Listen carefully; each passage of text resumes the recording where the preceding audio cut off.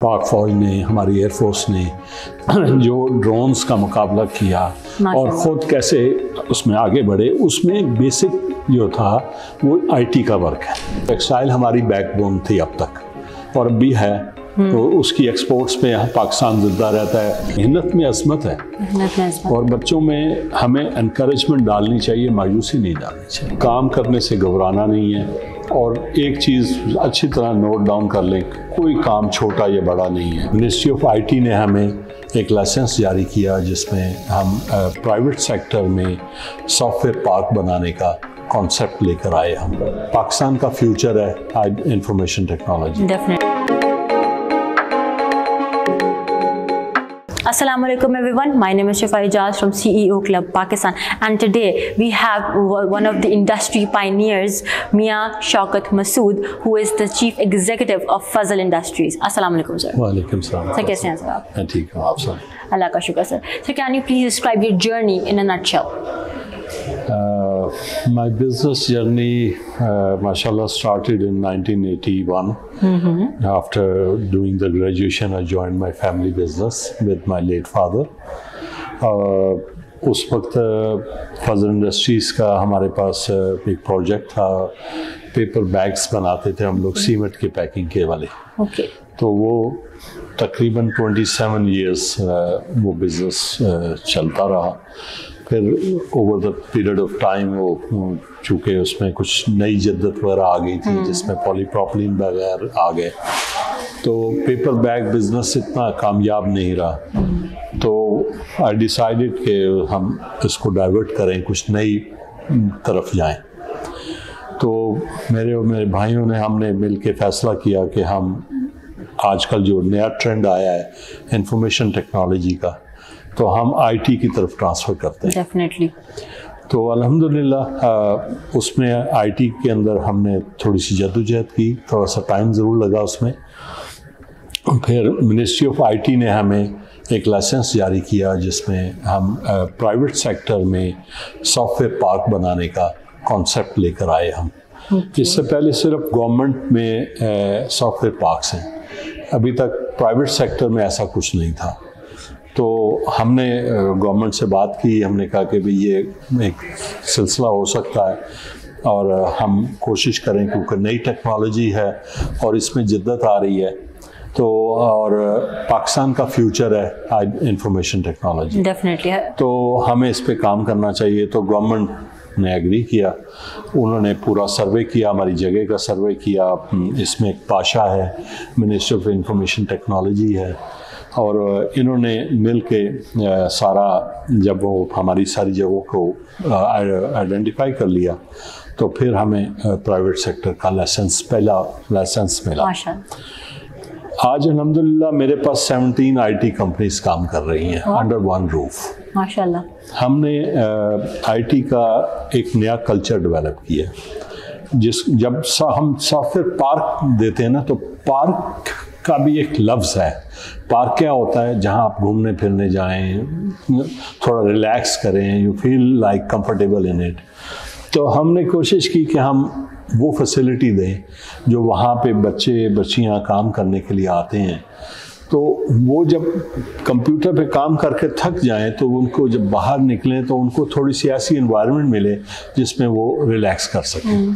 तो हमने थोड़े सा वहाँ पे नई जिद्दत दी। हमने वहाँ पे टेबल टेनिस प्रोवाइड किए, हमने वॉकिंग के एरियाज़ प्रोवाइड किए, हमने एक छोटा सा कैफेटेरिया बनाया जो बिल्कुल कॉस्ट टू कॉस्ट बेसिस पर उनको चाय, कॉफ़ी, सैंडविचेस, खाना वाना सर्व कर सके। क्योंकि अक्सर हमने देखा था वहाँ पे जब बच्चे और आते थे तो वो खाना टिफ़िन अपना घर से लाते थे, फिर कहीं पत्थर पे बैठ के खा रहे हैं, कहीं साइड पे बैठे हुए हैं, कोई सड़क पे बैठा हुआ है, तो वी डिड फील कंफर्टेबल।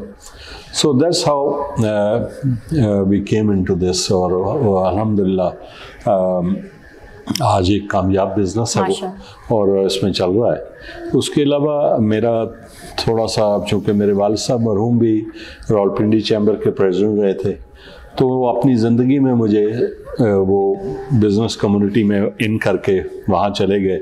तो फिर इस्लामाबाद चैम्बर की बुनियाद हमने रखी, तो उसमें मैं फाउंडिंग मेंबर हूँ उसका।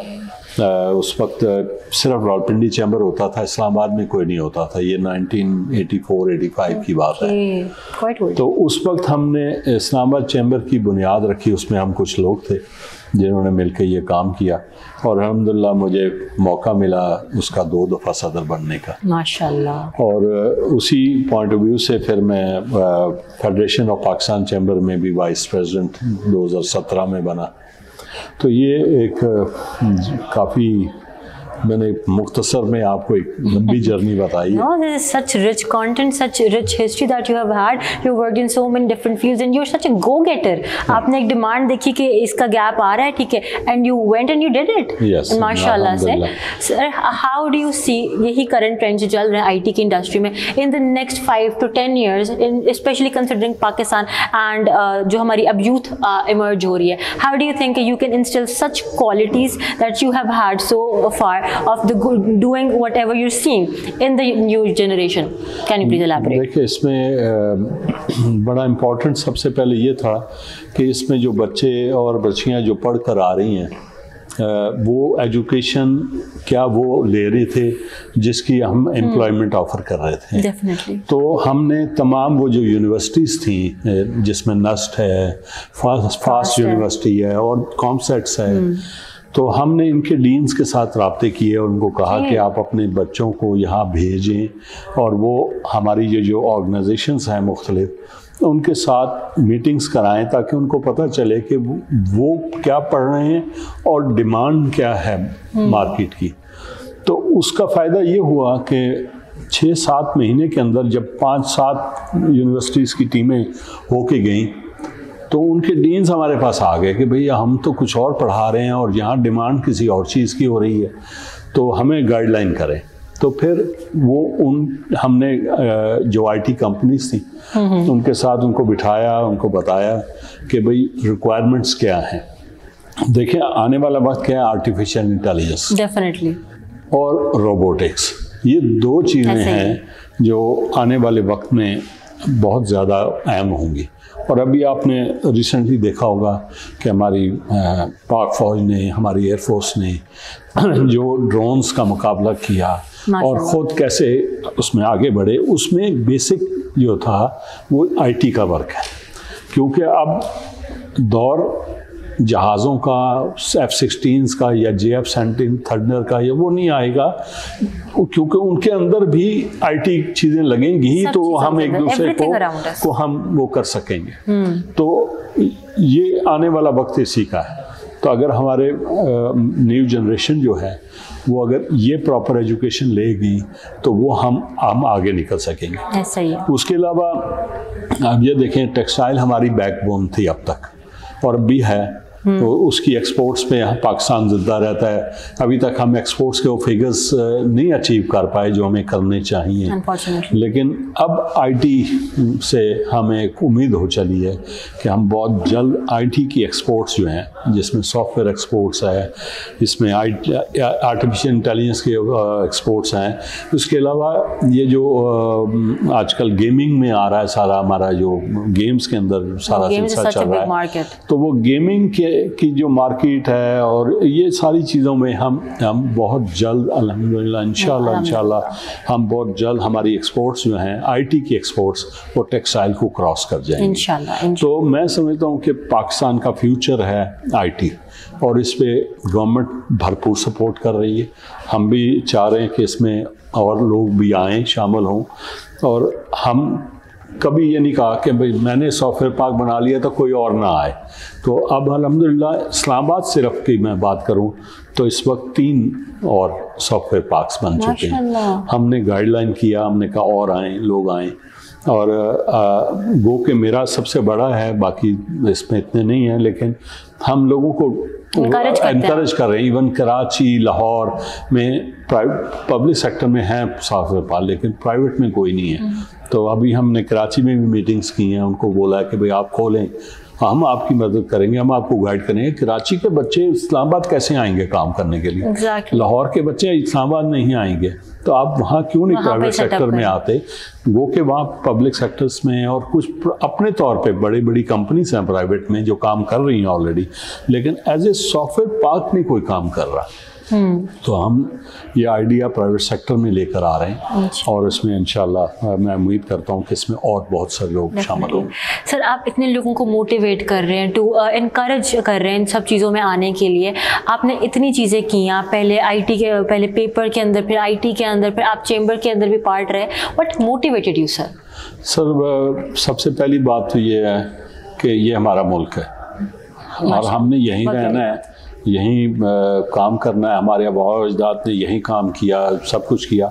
इसमें मैं आपको मिसाल दूंगा कि 1973 में हमें एक बड़ा धचका लगा था हमारी फैमिली को जब नेशनलाइजेशंस हुई थी।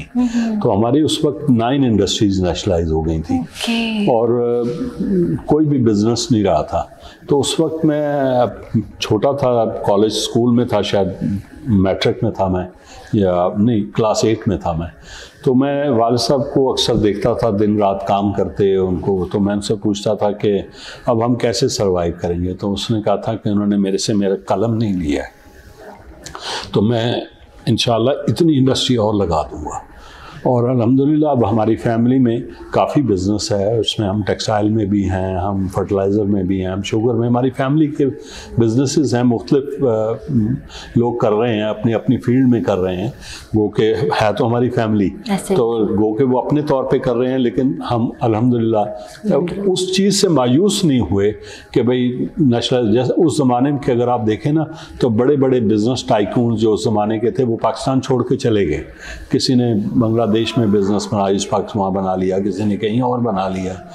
तो मैं समझता हूँ कि हमें जद्दोजहद यहीं जारी रखनी चाहिए और हमारे इस मुल्क ने हमें बहुत कुछ दिया है और हम दे सकते हैं इसको वापस। तो क्यों नहीं कोशिश करें यहाँ पे। और लोगों के अंदर मायूसी नहीं फैलनी चाहिए, कोई काम छोटा बड़ा नहीं होता। हम जब मैं पढ़ता था, मेरे वालिद साहब के पास अच्छे पैसे थे, सब कुछ था, गाड़ी थी मेरे पास, मैं स्कूल कॉलेज जाता था, अपनी गाड़ी पे जाता था। लेकिन वहाँ जाके मैं कोई छोटा मोटा काम करने से कभी आर नहीं महसूस की।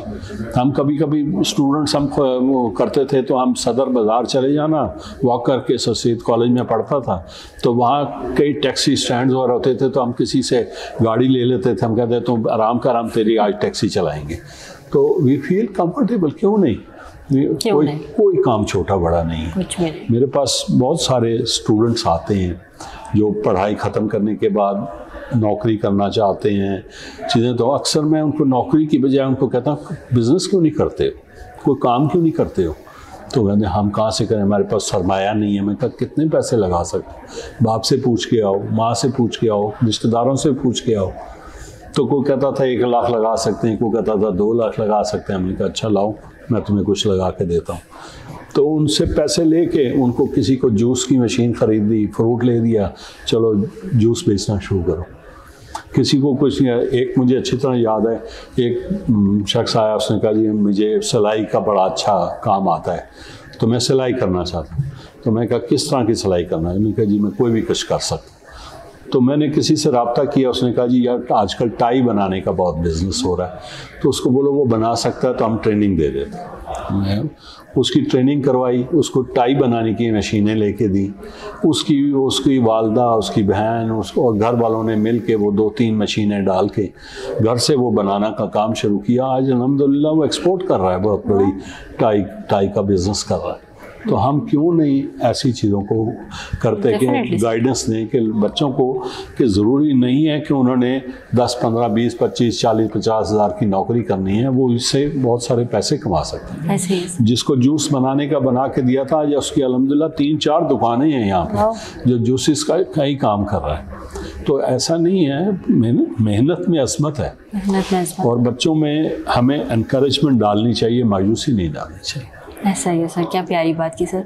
आखिरी सवाल इसी के ऊपर पूछना चाहूँगी कि हमारी अगर नौजवान नस्ल इतनी मायूस हो चुकी है हर चीज़ के बाद, कोविड के बाद से तो कोई रिकवरी नहीं हमारी यूथ कर सकी ना, तो उनके लिए कोई होप एंड ऑप्टिमिज्म का छोटा सा मैसेज चाहिए सर आपसे। देखिए मैं यूथ को एक ही बात करना चाहूँगा कि काम करने से घबराना नहीं है, और एक चीज़ अच्छी तरह नोट डाउन कर लें, कोई काम छोटा या बड़ा नहीं है। छोटे काम से बड़े पे जाएंगे। आप ये नहीं सोचें कि बड़ा काम शुरू करूं तो और बड़ा हो जाऊं। भाई हमारे पास मिसालें मौजूद हैं जिसमें कोई 18 साल में मिलियनेयर बन गया, कोई 18 साल में बिलियनेयर भी बन गया, लेकिन ज़रूरी नहीं है कि आप भी वही बन जाएं। ये तो हर एक की अपनी वो सिलसिला है, लेकिन मेहनत में अज़मत है। बस मेहनत करने का जज्बा पैदा कर लें और तालीम का शोशा ना छोड़े, तालीम के पीछे पड़ जाए। जितनी एजुकेशन हासिल कर सकते हैं वो एजुकेशन हासिल करें, क्योंकि वही आपको आगे लेके जाएगा। Thank you so much, sir, for such wonderful and insightful conversation and such words, sir. I learned a lot. Thank you so much. बहुत शुक्रिया।